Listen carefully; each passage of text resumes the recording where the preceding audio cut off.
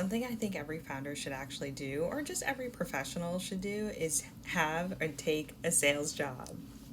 And if this is the first time you're seeing me on your For You page, my name is Nina. I'm the general partner of the Agora Fund, where we fund emerging creatives in film, fashion, and art.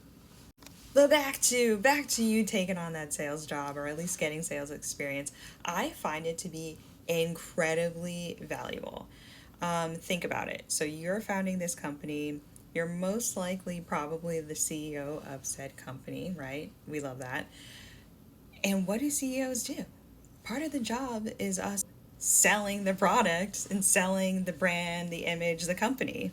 And I actually did this in on my journey to like get to the Agora Fund, because I knew I was like, oh, I want to be able to like brand this thing. I want to be able to market this thing, and I want to be able to sell this to investors and also gain the trust of creatives.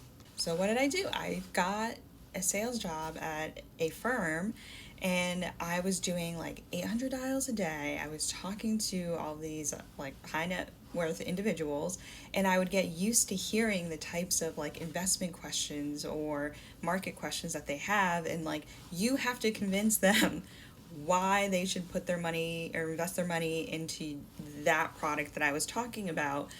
And you only have realistically like 60 seconds on the phone.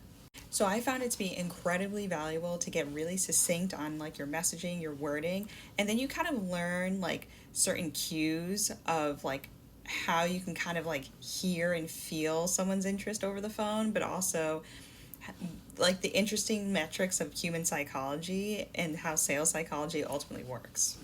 And one of the most important things you learn from that job is that you get really, really good at handling rejection. And you'll learn that it is very, very rare that somebody says yes on the first pitch.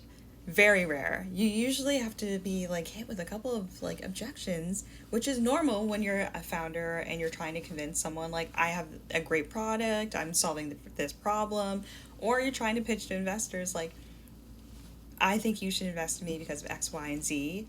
Naturally, like those investors are going to have questions and you have to navigate them. And I think getting sales experience is the best way to becoming an amazing CEO and founder.